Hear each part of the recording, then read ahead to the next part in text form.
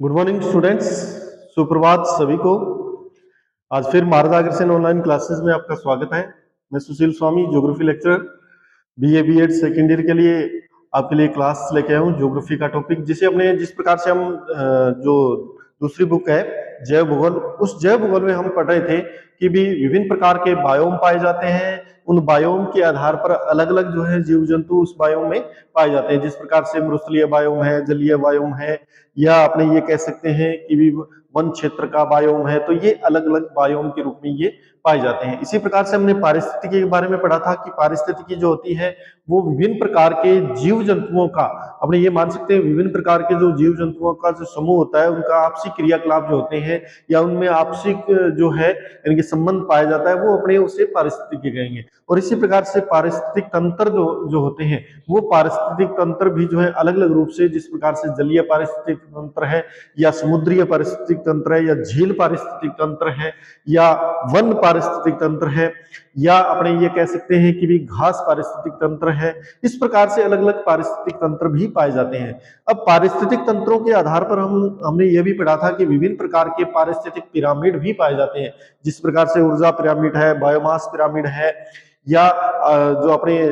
ये कह सकते हैं कि ऊर्जा पिरामिड के आधार पर या बायोमास पिरामिड के आधार पर देखा जाए तो अलग अलग जो है उनमें यानी कि पिरामिड की संरचना पाई जाती है। इसी प्रकार से अगर देखा जाए तो ऊर्जा पिरामिड है, ये सारे जो है पारिस्थितिकीय पिरामिड कहलाते हैं, जो उस यानी कि जीव की जो संरचना होती है या उस जीव जंतुओं में जो संरचना पाई जाती है उसी अनुरूप जो है वो विकसित होते हैं। इसी प्रकार से हम पढ़ रहे हैं कि जिस प्रकार से हमने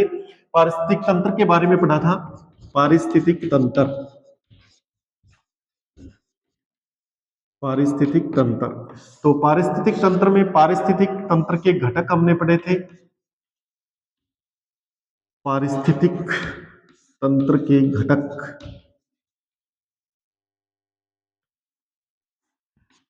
घटक भी अलग अलग पाए जाते हैं। जिस प्रकार से हमने पढ़ा था जैवीय घटक,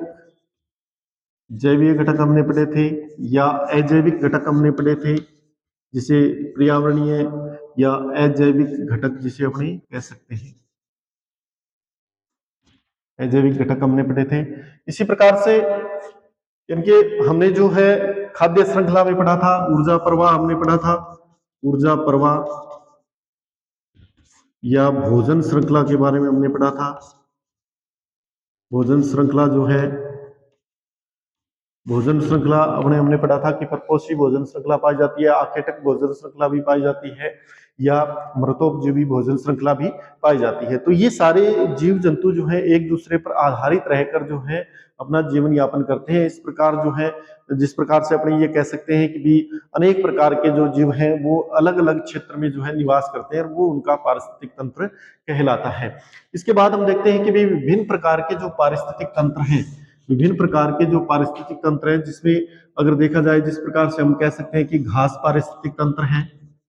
घास पारिस्थितिक तंत्र, घास पारिस्थितिक तंत्र है,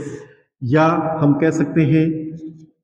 कि भी वन पारिस्थितिक तंत्र है, वन पारिस्थितिक तंत्र है, वन पारिस्थितिक तंत्र है, या झील पारिस्थितिक तंत्र है, झील पारिस्थितिक तंत्र है, या कोई तालाब का पारिस्थितिक तंत्र है, तालाब पारिस्थितिक तंत्र, पारिस्थितिक तंत्र। तो कहने का मतलब कि पारिस्थितिक तंत्र, अनेक प्रकार के पारिस्थितिक तंत्र पाए जाते हैं। उस क्षेत्र के हिसाब से, उस स्थान के हिसाब से जो है उनमें पारिस्थितिकी पाई जाती है।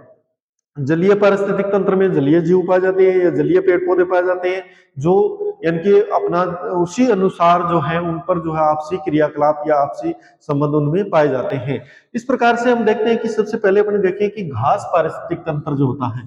घास पारिस्थितिक तंत्र, घास पारिस्थितिक तंत्र। घास पारिस्थितिक तंत्र में हम देखते हैं कि भी जो घास, या अपने कह सकते हैं कि मैदानी क्षेत्र है, घास के मैदान जहां पाए जाते हैं, जिस प्रकार से अपने ये कह सकते हैं कि सवाना घास का मैदान है, प्रेरी, पंपाज, स्टेपीज, या यानी कि इस प्रकार से जो घास के मैदान पाए जाते हैं वो घास के मैदान जो है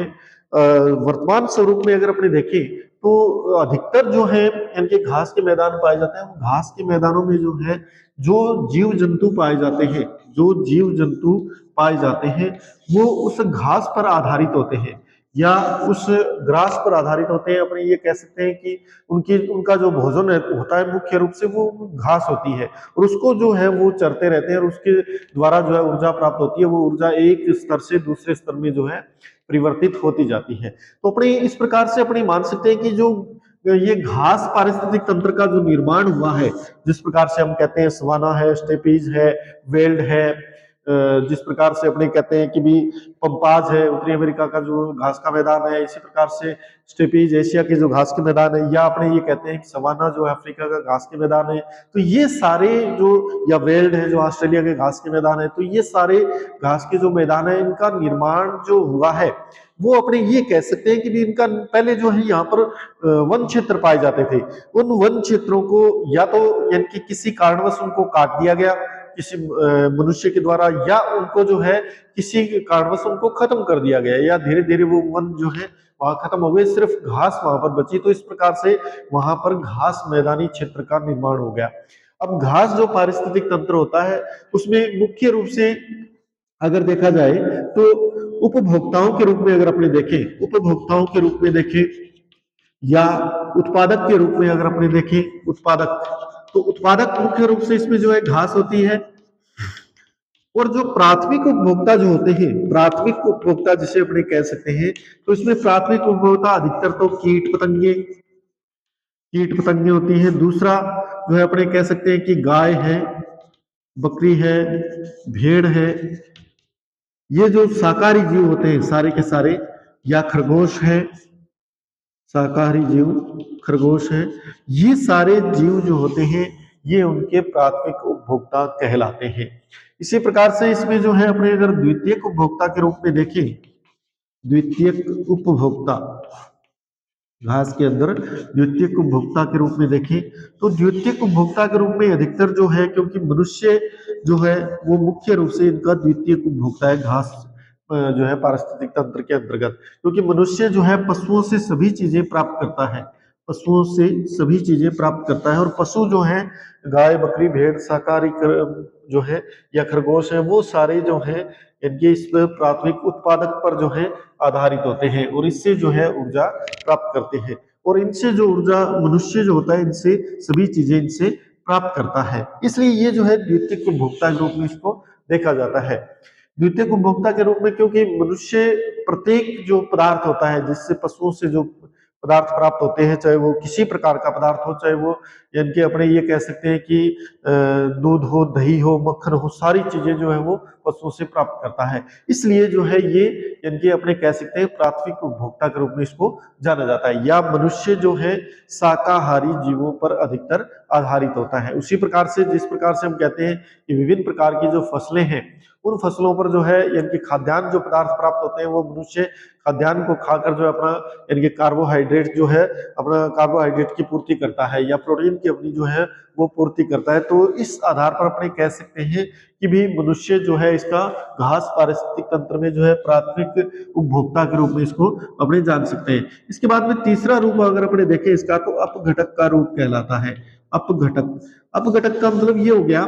कि भी जो जीव जंतु जिस प्रकार से अपने ये मानते हैं जीव जंतु जो है वातावरण में या पारिस्थितिक तंत्र में जो है जीव जंतुओं की मृत्यु भी होती है। जब जीव जंतु मृत्यु हो जाती है जीव जंतुओं की तो उसे जो है यानी कि अपने ये कह सकते हैं कि वातावरण में मिलाने का जो कार्य करते हैं वो अपघटक इसको वातावरण में मिलाने का कार्य करते हैं। और अपघटक वातावरण में मिलाकर जो है उसे जिस प्रकार से यानी कि अगर ये कुछ मृदा में विलीन कर देते हैं, कुछ वायु में विलीन कर देते हैं, तो इस प्रकार से अपघटक जो होते हैं या कंपोजर जिसे अपने कहते हैं, अपघटक जीव जो होते हैं, अपघटक जीव जिसे अपने कह सकते हैं, जिस प्रकार से केंचुआ है तो केंचुआ जो है मिट्टी को जो है अपघटित करता रहता है या उसमें जो लवण होते हैं उस लवणों को यानी मिट्टी को खाता रहता है और उस मिट्टी में जो है इसी प्रकार से अन्य जीव जो यानी कि मृत जीवों पर आधारित होते हैं, मृत जीवों पर आधारित होते हैं, वो जीव जो है इसको जो है उसी प्रकार से जो है खाते रहते हैं और उसको जो है वातावरण में मिलाते रहते हैं। तो अपघटक जो होते हैं वो किस पर आधारित होते हैं, इन यानी कि जो प्राथमिक उपभोक्ता जो होते हैं, या जिस प्रकार से अपने ये कह सकते हैं कि भी जो गाय, बकरी, भेड़, खरगोश, इन सभी पर वो आधारित होते हैं। उनको जो है ये जो है अपने वातावरण शुद्ध करने का तत्व भी इन्हें कहते हैं, वातावरण शुद्ध करने वाले जीव भी इनको अपने मानते हैं। तो इस प्रकार से जो है 3 प्रकार से ये जो है अपने देखते हैं कि भी इस उत्पादक पर जो है प्राथमिक उपभोक्ता, द्वितीयक उपभोक्ता जो मनुष्य होता है, और अपने तीसरा जो तत्व होता है वो अपघटक का होता है। इसी प्रकार से हम देखते हैं कि भी घास पारिस्थितिक तंत्र में सबसे पहले अपने देखें तो घास पारिस्थितिक तंत्र में जो होता है सवाना, जो घास का मैदान है, सवाना, सवाना घास का मैदान, इसमें स्थिति और इसका विस्तार, स्थिति व विस्तार, या इस यहां पर जलवायु किस प्रकार की पाई जाती है, वनस्पति कौन कौन सी पाई जाती है, वनस्पति, और फिर उसके बाद में है प्राणी समुदाय, प्राणी समुदाय किस प्रकार का प्राणी समुदाय यहाँ पर पाया जाता है। तो अधिकतर जो ये सवाना जो घास के मैदान होते हैं अपने ये मानते हैं कि भी अफ्रीकी जो क्षेत्र है वहां पर, उत्तरी अफ्रीका और दक्षिणी अफ्रीका जो क्षेत्र है वहां पर इस प्रकार के घास के मैदान जो पाए जाते हैं। ये सवाना घास के जो मैदान बने थे, ये प्रारंभ में माना जाता है कि भी जिस प्रकार से मनुष्य या यानी कि किसी कारणवश अपने ये कह सकते हैं कि कोई ऐसा कारण जिसे अपने प्राकृतिक कारक भी कह सकते हैं और कृत्रिम कारक भी कह सकते हैं। प्राकृतिक कारक के रूप में हम ये कह सकते हैं कि भी विभिन्न प्रकार से जब यानी कि यहाँ पर कोई जीव जंतु थे, वो जीव जंतुओं ने उनको जो है, या प्रकृति ने जो है उन वृक्षों को नष्ट कर दिया, या मनुष्य के द्वारा उन वनों को काट दिया गया। तो इस आधार पर जो यानी कि चारों ओर, यानी कि क्योंकि इसके चारों ओर जो है अत्यधिक लंबे चौड़े जो है, या अपने कह सकते हैं ऊंचाई वाले पेड़ जो है वृक्ष पाए जाते हैं, और जो बीच का क्षेत्र है वो घास के मैदान के रूप में पाया जाता है, घास के मैदान के रूप में पाया जाता है, जिसे सवाना घास का मैदान कहते हैं। और यहाँ पर जो है इसका विस्तार, अत्यधिक विस्तार है, इसका स्थिति इसकी जो है अत्यधिक, यानी कि अपने कह सकते हैं कि चारों ओर से यहाँ पर जो है वृक्षों की कतारें पाई जाती है। इसी प्रकार से इस क्षेत्र में जो है, यानी कि अगर इसकी जलवायु अगर अपने देखें तो यहाँ पर जलवायु के रूप में अगर देखा जाए तो जलवायु यहाँ की अपने ये कह सकते हैं यहाँ पर वर्षा अधिक होती है, वर्षा यहाँ पर सर्वाधिक होती है। यहाँ पर वर्षा लगभग अगर देखा जाए तो 50 सेंटीमीटर से लेकर और 200 सेंटीमीटर तक यहाँ वर्षा होती है, 200 सेंटीमीटर तक यहाँ पर वर्षा होती है। और यहाँ पर वर्षा अधिक होने के कारण जो है वनस्पति भी यहाँ पर अधिक पाई जाती है, वनस्पति भी यहाँ पर अधिक पाई जाती है। अधिकतर यहाँ पर तापमान जो होता है वो 20 डिग्री सेंटीग्रेड से ऊपर नहीं जाता है, 20 डिग्री सेंटीग्रेड से ऊपर नहीं जाता है। या अपने ये कह सकते हैं कि यहाँ पर तापमान जो है कम पाया जाता है, या तापमान में कमी के कारण जो होता है, यहाँ जो तापमान में जो कमी पाई जाती है, उस तापमान की कमी के कारण यहाँ पर अगर देखा जाए तो अधिकतर जो है आर्द्र स्थिति अधिक पाई जाती है, या अपने ये कह सकते हैं आर्द्र स्थितियां यहाँ पर अधिक मिलती हैं। इसी प्रकार से यहाँ पर जो इनके जो जलवायु है, उस जलवायु के अनुसार जो है यहाँ पर जीव जंतु या वनस्पति या प्राणी समुदाय यहाँ पर पाए जाते हैं। इसी प्रकार से यहाँ पर वनस्पति का अगर अपने जिक्र करें तो यहाँ पर वनस्पति अगर देखी जाए तो वनस्पति के रूप में जो है यहाँ पर घास अधिक पाई जाती है। और घास कौन सी पाई जाती है, चौड़ी पत्ती वाली जो घास होती है वो यहाँ पर घास पाई जाती है। और चौड़ी पत्ती वाली घास यहाँ पर यानी कि इनकी जो एक अनुकूल दशा है, क्योंकि चौड़ी पत्ती होने पर इनकी, क्योंकि वर्षा अधिक होती है इसलिए आर्द्रता अधिक पाई जाती है, और इन पत्तियों को जो है वाष्पोत्सर्जन अधिक करना पड़ता है, इसलिए यहाँ पर इस प्रकार की वनस्पति या घास पाई जाती है। यहाँ पर अधिकतर अगर देखी जाए तो हाथी घास यहाँ पर अधिक पाई जाती है, हाथी घास लगभग, यानी कि इस घास की ऊंचाई जो है लगभग 5 मीटर तक भी इसकी ऊंचाई होती है। तो कहने का मतलब, और इनकी जो पत्तियां जो होती है अत्यधिक लंबी चौड़ी पत्तियां होती हैं। अब जो पतझड़ का जो समय होता है उस समय जो है ये घास जो अपनी पत्तियां भी गिरा देती हैं, और जैसे जैसे ये अपनी पत्तियां गिराती हैं उसके बाद में जो है जैसे ही यानी कि अनुकूल ऋतु आती है, बसंत ऋतु आती है, तो ये धीरे धीरे जो है पत्तियां इनमें विकसित हो जाती हैं। तो इस प्रकार से इनके इनमें जो है जो वनस्पति पाई जाती है वो अधिकतर यानी कि घासी वनस्पति जिसे अपने कह सकते हैं वो पाई जाती है। हाथी घास यहाँ पर अधिकतर जो है पाई जाती है। इसी प्रकार से अगर देखा जाए तो यहाँ पर जो वनस्पति की अगर जड़ें देखें, इनकी वनस्पति में घास की जो जड़ें होती हैं वो अधिकतर यानी कि गहराई तक अपने कह सकते हैं गहराई तक नहीं मिलती है, कम गहराई तक जो है इनकी जड़ें पाई जाती है। और इनकी जड़ें जो होती हैं दोनों ही प्रकार की पाई जाती है, जिस प्रकार से इनके शाखीय रूप में भी पाई जाती है और नीचे की तरफ भी जो है गहराई तक भी ये पाई जाती है। तो इस प्रकार से अनेक रूप से अगर अपने देखें तो इनमें जो है जड़ें जो है अधिकतर जो है जल की गहराई तक जो है जड़ें पाई जाती हैं। तो इस प्रकार से इनमें जो है वनस्पति जो है वो इनमें सर्वाइव करती है और इस प्रकार की वनस्पति यहाँ पर पाई जाती है। अब इनमें तीसरा अपने देखें प्राणी समुदाय, जिसे इनके कह सकते हैं जीव जंतु या पक्षी। यहाँ पर जो है यहाँ पर अधिकतर जो ऐसे जीव जंतु पाए जाते हैं जिस प्रकार से जिराफ है, जेब्रा है, या अपने कह सकते हैं कि पक्षियों में कठफोड़वा है, जिसे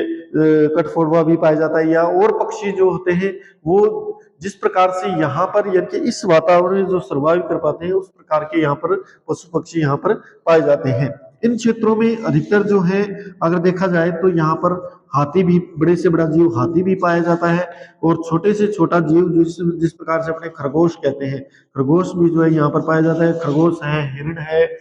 या अन्य जो शाकाहारी जीव जंतु हैं वो यहाँ पर अधिकतर पाए जाते हैं। जो जिस प्रकार से अपने कह सकते हैं कि जिराफ, जेब्रा, इस प्रकार के जीव जंतु अधिकतर यहाँ पर पाए जाते हैं। और ये जीव जंतु जो है यहाँ पर उपस्थित जो घास है उस घास को जो है इनके ग्रहण करते हैं भोजन के रूप में, और उस घास को जो है ग्रहण करके अपना जीवन यापन करते हैं। तो कहने का मतलब कि यहाँ पर जो जीव जंतु पाए जाते हैं, अधिकतर जो जीव जंतु होते हैं वो जीव जंतु इस घास पर ही आधारित होते हैं। यहाँ देखा जाए तो सबसे अधिक जो घास पाई जाती है वो हाथी घास होती है, और ये घास जो है अधिकतर इनके पशुओं के लिए महत्वपूर्ण होती है। पशु यहाँ पर जो है इस घास को मुख्य रूप से यहाँ पर इस घास को खाते हैं और जो यहाँ पर अपना जीवन यापन करते हैं। तो इस प्रकार से हमने जो है आज जो टॉपिक पढ़ा पारिस्थितिक तंत्र के जो देखा जाए तो कौन कौन से पारिस्थितिक तंत्र पाए जाते हैं। जिस प्रकार से हमने पढ़ा घास पारिस्थितिक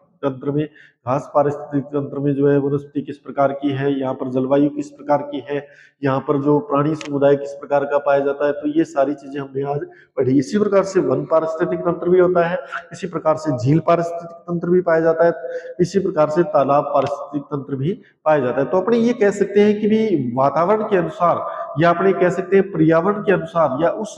यानी जो क्षेत्र है उस क्षेत्र के हिसाब से जो है पारिस्थितिक तंत्र पाया जाता है, और उस पारिस्थितिक तंत्र के अनुसार ही वहां पर वनस्पति या जीव जंतु पाए जाते हैं, जो इनके एक दूसरे के साथ क्रियाकलाप करते हैं या आपसी संबंध बनाए रखते हैं। तो इस प्रकार से जीव जंतु जो है एक दूसरे के साथ क्रियाकलाप करते हैं और आपसी संबंध बनाए रखते हैं, जिसे अपने पारिस्थितिकी तंत्र कहते हैं। Thank you all of you students.